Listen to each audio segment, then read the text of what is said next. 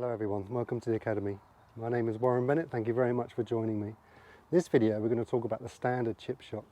More important, that little one just on the side of the green where a lot of people potentially have a lot of problems with. So if you're hitting the ball fat and thin, or if you're suffering from a bit of inconsistency, let me show you what I'm going to talk about. It's a bit miserable and horrible out here, so I'm going to do it indoors and I'll see you in a bit.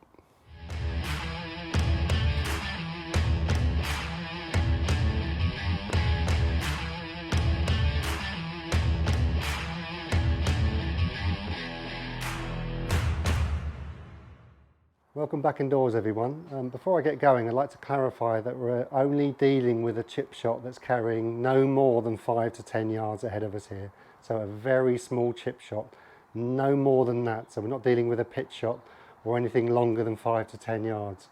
Okay, before we get going, I'd like to talk you through just some 5 pointers. This isn't the main focus point, by the way. I'd like to talk about just some 5 fundamentals of the setup, because if you can get set up correctly, you've won half the battle and you've got a great chance to execute it from there. So, number 1 is the feet no more than club width apart. So you don't want a big wide stance, or you don't want your feet touching. Just have them like a club, no more than a club width apart, just for balance.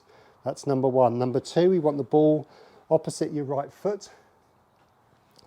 So number 3, we want your hands past the ball. You don't want them excessively past the ball, but I would say have them just opposite your left thigh there. You would like to have some weight onto your left side. So I've got a little 60-40 lean here. You don't want to go too mad, but you've just got enough pressure onto that left foot. And more importantly, I can put pressure on my left foot and have my head behind it.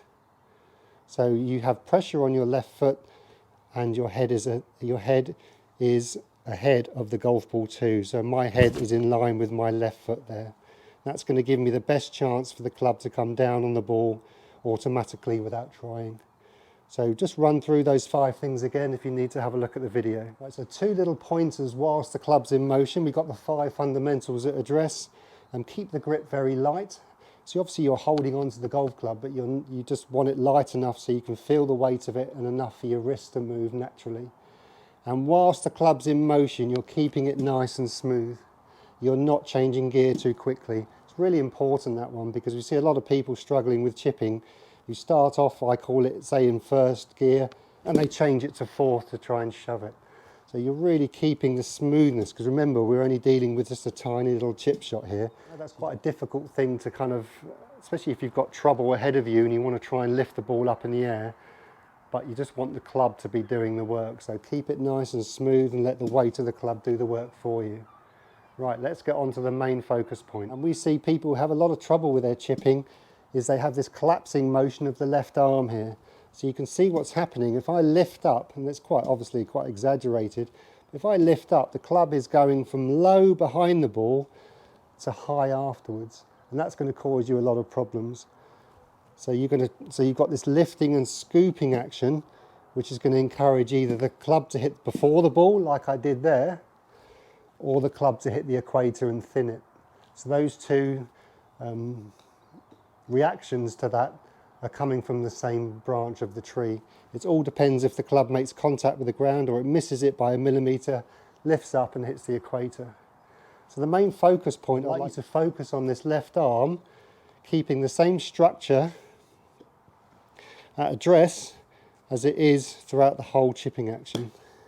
Keep the left arm nice and straight at address, straight backswing, straight follow through. And you can see I've got a little bit of weight kicking through naturally there. Now if you're used to having this collapsing look in the follow through, having a left arm that stays with, say, structurally straight throughout the whole chipping action is going to feel very strange to you, but that's okay. Having it strange and feeling strange, it means it's new, and you've got to try and focus on that when you next play golf. So when you have a chip shot on the side of a green, it doesn't really matter about the lie, because if you hit the ball first, it doesn't really matter. So make sure you focus on those elements. Little bit of pressure, make sure my head is above my left foot, so it's past the ball. So if I just drop a plumb line, you can see it's ahead of the ball.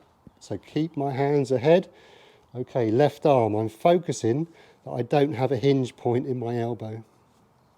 So I don't have a hinge point in my elbow.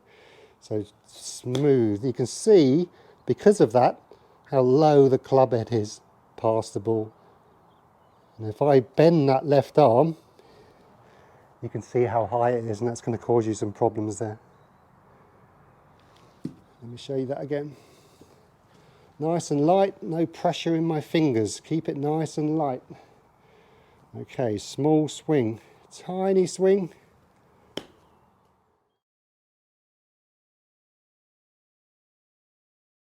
It's going to feel quite strange, and if you're struggling with your chipping, it probably has become quite psychological.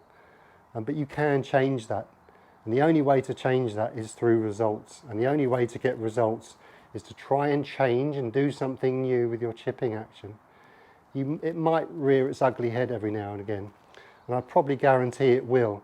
But what you want to try and do every time you go to the range, or every time you go to the chipping area, or you go on the golf course, is to see some results. You might not execute every single chip perfectly, but if you can say get 50% better in your first round, and then slowly build from there, because that gives you confidence. And once you get some confidence, it allows you to kind of forget what's happening, and then you can just get on and play golf. But you've got to get through that conscious thought to become unconscious. So be very aware, everyone, whilst the club's in motion. Take your time. This is all about just a little chip shot. We're only throwing it 5 yards ahead of us here. So it doesn't need any speed. It doesn't need any power. This is all about feel and finesse, really, but you've got to have that structure. So what I've got at address, I've got at the end of the follow through. There's no structural difference, changes I mean. One more. Nice and light. You see the change of pace there? I kind of kept it at maybe second, third gear all the way through. Okay everyone, so I hope that helps, because like I said previous, chipping can become very psychological, but it can change as quick as it goes bad, because once you start seeing results, the snowball goes the other way, and you start looking forward to playing some chip shots instead of dreading it. But you've got to focus on these points. Right everyone, thank you very much for watching. Hope that really helps. And I've just got a little story about one of the pointers actually I gave in the video. And one of my heroes was Greg Norman, growing up as a kid. The other guy was Sevi, bless him. And I was lucky enough to play with Greg Norman at the K Club. So I nabbed his card afterwards, shouldn't really, but yeah, so very enjoyable and nerve-wracking experience for little old me. But I think he eagled the last to beat me by one, but we were way out of contention, so nothing to write home about. And you might have seen it actually. It's on the Open Chronicles, Champion Golfer, I think the British Open thing that the Sky Sports put on. And he said that when he was going into the last round of the 1986 British Open, he was leading, which I think he'd lost the last two majors by leading into the last round. He opened his locker before going out to play, and there was a note, he said, on the inside of the door that just said grip pressure, Jack, and that was Jack Nicklaus. So Jack Nicklaus, you know, one of the greatest golfers that's ever lived, just a simple little thought like that. And us golfers look at all these top pros thinking they've got all these mega secrets, and trust me, they haven't. They're dealing and they're thinking about just small little keys like that, and grip pressure and speed is one of those, and he went out and won. So because grip pressure can produce tension, you don't want that, especially in chipping. Okay everyone, thank you very much for watching. Until the next time, I'll see you then. Bye bye.